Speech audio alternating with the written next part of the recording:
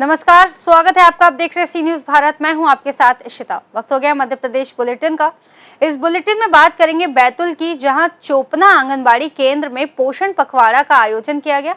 शाहजहांपुर में महावीर स्वामी जयंती बड़े ही श्रद्धा और उत्साह के साथ मनाई गई। चोपना में महिला एवं बाल विकास परियोजना गोड़ा डोंगरी के सेक्टर चोपना के आंगनबाड़ी केंद्र कोल्हिया में पोषण पखवाड़ा के अंतर्गत वजन मेले का आयोजन किया गया, जिसमें बच्चों का वजन एवं ऊंचाई लेकर उनके माता पिता को बच्चों की श्रेणी से अवगत कराया एवं परियोजना अधिकारी शशि प्रभा इक्का के मार्गदर्शन में पोषण पखवाड़ा कार्यक्रम का आयोजन किया गया एवं पोषण व स्वास्थ्य संबंधी समझाइश दी गई। वहीं पर्यवेक्षक सीमा मेहरा द्वारा उपस्थित महिलाओं को जानकारी देते हुए बताया गया कि भारत सरकार द्वारा वर्ष 2025 में 7वें पोषण पखवाड़ा कार्यक्रम 8 अप्रैल से 22 अप्रैल तक मनाया जाएगा। आंगनबाड़ी केंद्र कोल्हिया में पोषण पखवाड़ा कार्यक्रम के अंतर्गत शारीरिक माप दिवस का आयोजन किया गया, जिसमें ब्लॉक समन्वयक मोहित चौकसे एवं आंगनबाड़ी कार्यकर्ता अनीता यादव, अंजलि राय तथा गांव की महिलाएं एवं बच्चे उपस्थित रहे। सरकार द्वारा पोषण पखवाड़ा मनाया जा रहा है 8 अप्रैल 2025 से 22 अप्रैल 2025 तक चलाया जा रहा है, जिसमें महिला बाल विकास परियोजना घोड़ाडोंगरी के सेक्टर चोपना के आंगनबाड़ी केंद्र कोलिया वनग्राम में कार्यक्रम मनाया गया, जिसमें बच्चों का वजन ऊंचाई लेकर बच्चों के माता पिता को समझाइश दिया गया, उनके पोषण की स्थिति से अवगत किया गया। साथ ही हमने ग्राम की महिलाओं, गर्भवती धात्री और अन्य किशोरी बालिका को भी बुलाया और समझाया कि पोषण क्या होता है, पोषण से हमें कितना महत्व होता है। और हमने बच्चों को आज दिनांक 11/4/2025 को बच्चों के वजन लिया गया और वजन मेला का आयोजन किया गया ग्राम कोलिया वनग्राम में। आंगनबाड़ी कार्यकर्ता श्रीमती अनीता यादव के बैतूल से सी न्यूज संवाददाता नित्यानंद राय की रिपोर्ट। रीवा में अपराधियों को पुलिस से भय नहीं और पुलिस के कर्मचारियों को शासन प्रशासन व अधिकारियों से भय नहीं। घटना सिमरिया थाना क्षेत्र अंतर्गत शाहपुर चौकी के मोहरबा गांव की बताई जा रही है, जहां एक दबंग परिवार द्वारा लाठी डंडा तलवार से हमला किया जा रहा है, लेकिन पुलिस मुकदमा दर्ज करने को तैयार नहीं। फरियादी नंदिनी प्रसाद त्रिपाठी ने बताया कि उनके ऊपर 5 से 6 लोगों ने एक साथ लाठी डंडे तलवार से हमला किया, जिसमें ज्ञानेंद्र, सुरेंद्र, विनय, सविता, वंदना, सत्येंद्र आदि लोगों ने एक साथ हमला बोल दिया। फरियादी नंदिनी प्रसाद त्रिपाठी द्वारा पुलिस चौकी शाहपुर व पुलिस थाना सिमरिया में शिकायत पत्र दिया गया। पुलिस अधीक्षक को शिकायत पत्र दिया गया, लेकिन आज तक किसी भी प्रकार की कोई सुनवाई नहीं हो रही है। शिकायतकर्ता का कहना है कि शासन द्वारा चलाई गई 100 नंबर को अगर फोन करो तो उनके द्वारा पहले ही पैसे की मांग की जाती है। फरियादी के द्वारा कहा गया कि हम गरीब हैं, इसलिए हमारी कोई सुनवाई नहीं हो रही। यदि हमें उचित न्याय नहीं मिलता है तो हम परिवार सहित आत्महत्या करने को मजबूर होंगे, जिसकी जवाबदेही शासन व प्रशासन की होगी। आखिर अब देखना ये होगा कि फरियादी को कब तक न्याय मिलता है या यूं ही पीड़ित दर दर भटकने को मजबूर हो गया। क्या भाजपा शासनकाल में न्याय भी गरीब अमीर देखकर ही मिलता है, यह भी एक बड़ा सवाल है। आइए जानते हैं कि इस दौरान पीड़िता ने मीडिया से चर्चा में क्या कुछ कहा है। हाँ, नाम बताइए अपना। हमारा नाम नंदिनी प्रसाद त्रिपाठी, पिता स्वर्गीय श्री लालमन त्रिपाठी, ग्राम मोहरबा 481 के निवासी यहाँ हैं। ये समस्या क्या है? समस्या यह है कि हमारा 50 साल से आपसी हिस्सा बाट बाबा के ज़माना के की ना है जी। तो अब कक्कू हरे नहीं रह गए, हमारे पिताजी नहीं रह गए, को आज तक अनाधिकार कब्जा करे के चेष्टा नहीं की। और मोहरबा गांव में जऊँ जमीन स्थित थी ओकर नामांतरण पहले करवा दीन तो ओमत आपत्ति नहीं लगा। मैं गौरा भूमि स्थित ही भाई जौनी में हम 2 जने हमारा पिताजी एक जन अऊ काका ज़्यादा हिस्सा पाए रहे और 2 जन काका थोड़ा कम पाए रहे हैं। उसे लगी भूमि मोहरबा में मतलब ओकर बल्दी पाए रहे हिस्सा। तो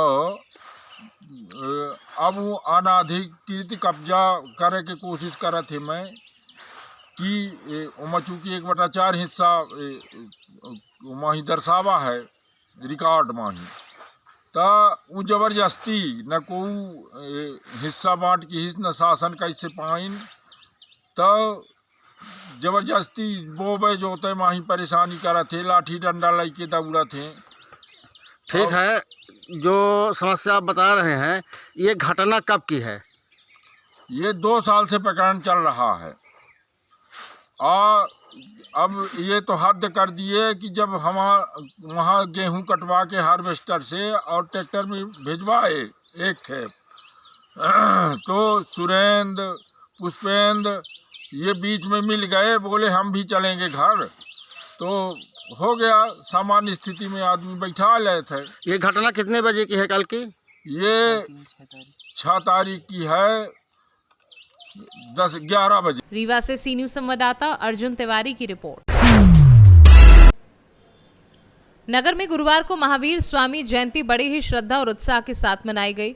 दिगंबर जैन समाज द्वारा आयोजित इस आयोजन में नगरवासियों ने बढ़ चढ़कर हिस्सा लिया और पूरे नगर को धर्ममय वातावरण में रंग दिया। दोपहर को दिगंबर जैन मंदिर से भगवान महावीर स्वामी की भव्य शोभा यात्रा निकाली गई। इससे पहले प्रभु जिनेंद्र का अभिषेक व पूजन विधि पूर्वक किया गया। शोभा यात्रा में पुरुष परंपरागत सफेद वस्त्रों तथा महिलाएं केसरिया व गुलाबी परिधानों में सज धज कर शामिल हुईं। शोभा यात्रा में भक्ति गीतों की गूंज और श्रद्धालुओं के नृत्य से माहौल भक्तिमय हो उठा। ये शोभा यात्रा सब्जी बाजार स्थित जैन मंदिर से प्रारंभ होकर अहिंसा द्वार टप्पा चौराहा झंडा चौक मार्ग से होती हुई पुनः मंदिर परिसर पहुंची। रास्ते भर श्रद्धालु प्रभु की भक्ति में लीन नजर आए और जगह जगह समाज जनों द्वारा स्वागत किया गया।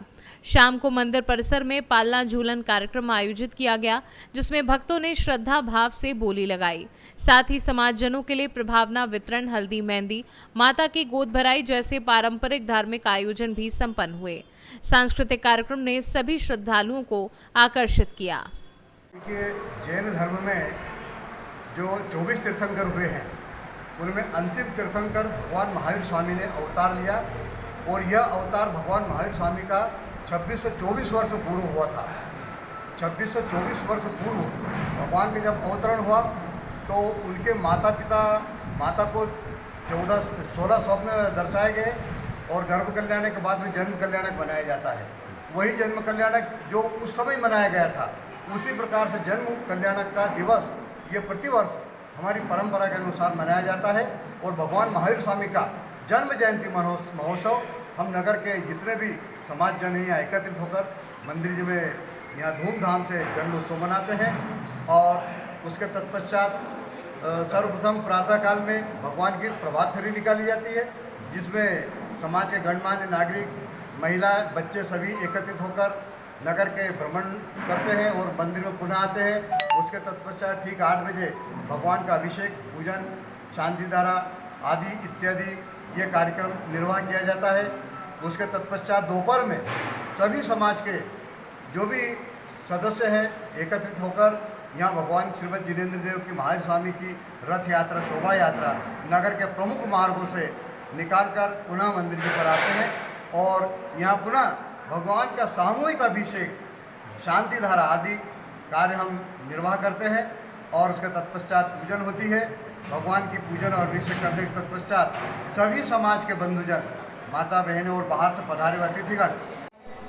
आज दिन भर का जो कार्यक्रम है बहुत ही सुचारू रूप से अच्छा चला, जिसमें हम सभी समाजजनों ने सभी को एक दूसरों को महावीर जयंती के इस शुभ अवसर पर सभी को शुभकामनाएं प्रेषित की, बधाइयाँ दी और सभी जगह मिठाइयों का वितरण हुआ। और सभी जनों ने सुबह से प्रभात फेरी से लेकर शाम तक हमने यहाँ पर रंगारंग कार्यक्रम, सांस्कृतिक कार्यक्रमों का एक बेहतरीन शानदार आयोजन किया, जो कि एक संदेश के रूप में महावीर स्वामी के दिए हुए सत्कार और उनकी दी हुई प्रेरणा से हमने प्रेरणा ली और सभी अनेक कार्य यहाँ पर संपन्न हुए। शाहजहांपुर से सी न्यूज संवाददाता रमेश राजपूत की रिपोर्ट। टीकमगढ़ में आज 11 अप्रैल को सुबह से जिला अस्पताल का सोशल मीडिया पर एक वीडियो वायरल हो रहा है, जिसमें एक छोटा सा बच्चा चालू हालत में बोतल लिए पलंग पर खड़ा है और बोतल उसके पिता को लगी हुई है, जो पलंग पर लेटा है। ये अस्पताल प्रबंधन की लापरवाही का प्रत्यक्ष उदाहरण सामने को देखने को मिल रहा है। इस घटना को लेकर कलेक्टर विवेक श्रोत्रिय ने तत्काल civil surgeon doctor Amit Shukla को तलब किया। तात्कालिक जांच में दोषी पाए जाने पर एक वार्ड बॉय को निलंबित किया एवं 3 स्टाफ नर्स को कारण बताओ नोटिस जारी किए हैं। अस्पताल का क्या है ये मुहर्रम मामला? और जिला अस्पताल में एक वीडियो वायरल हुआ है और उसके बारे में हम लोग जांच बैठा रहे हैं। कमेटी ने जांच की है। प्रथम दृष्टया हमारे यहाँ के वार्ड बॉय को दोषी पाया गया और कलेक्टर सर ने उसको तत्काल निलंबित कर दिया। और सर ये कैसे, मतलब वहाँ पर जो भर्ती था कहाँ था मरीज को? सर्जिकल वार्ड में पेशेंट भर्ती था, अभी जांच जारी है उसके लिए। ठीक है। टीकमगढ़ से सी न्यूज संवाददाता राजेंद्र कुमार श्रीवास्तव की रिपोर्ट। पुलिस अधीक्षक विनोद कुमार सिंह के निर्देशन में पुलिस लाइन आगर में साप्ताहिक जनरल परेड का आयोजन किया गया। परेड का उद्देश्य पुलिस बल में अनुशासन, एकता और समर्पण की भावना को सुदृढ़ करना रहा। पुलिस अधीक्षक द्वारा परेड का निरीक्षण किया गया। निरीक्षण के दौरान बेहतर टर्न आउट वाले पुलिस अधिकारियों और कर्मचारियों को पुरस्कृत किया गया। इसके बाद परेड की सलामी ली गई और पुलिसकर्मियों ने अनुशासित कदम ताल करते हुए एकजुटता और सजगता का प्रदर्शन किया। इस दौरान जवानों ने निर्धारित प्रारूप के अनुसार शारीरिक अनुशासन, कदम ताल और शस्त्र अभ्यास का प्रदर्शन किया।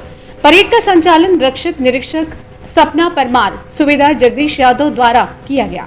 परेड के बाद पुलिस अधीक्षक विनोद कुमार सिंह द्वारा पुलिस लाइन में सैनिक सम्मेलन का आयोजन किया गया। सम्मेलन का उद्देश्य अधिकारियों व कर्मचारियों की व्यक्तिगत व विभागीय समस्याओं को सुनना और उच्च अधिकारियों और अधीनस्थों के मध्य संवाद की दूरी को कम करना रहा।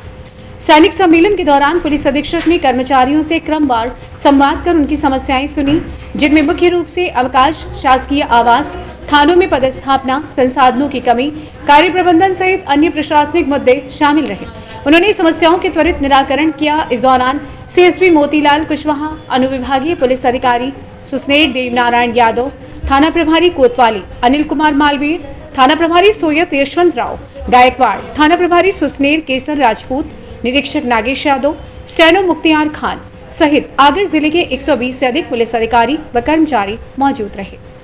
आगर मालवा से सी न्यूज संवाददाता अर्श अहमद कुरैशी की रिपोर्ट।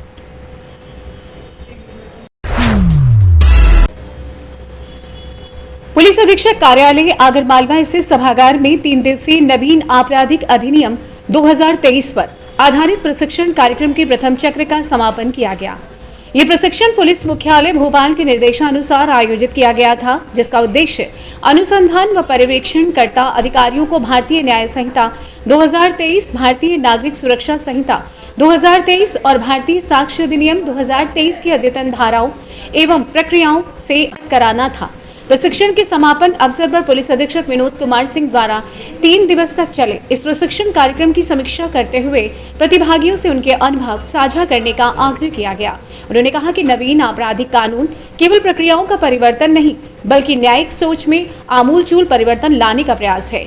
इन कानूनों का प्रभावी क्रियान्वयन तभी संभव है जब हमारे अनुसंधानकर्ता अधिकारी विधिक ज्ञान, तकनीकी दक्षता और संवेदनशीलता से युक्त हों। प्रशिक्षित अनुसंधान अधिकारी ही न्याय की सशक्त नींव है।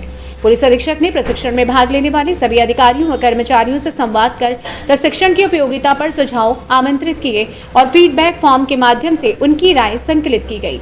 उन्होंने ये भी कहा कि प्रशिक्षण एक दिशा भर नहीं, बल्कि अनुसंधान में गुणवत्ता सुनिश्चित करने की प्रक्रिया है। आगरमालवा से सी न्यूज संवाददाता अर्श अहमद कुरैशी की रिपोर्ट।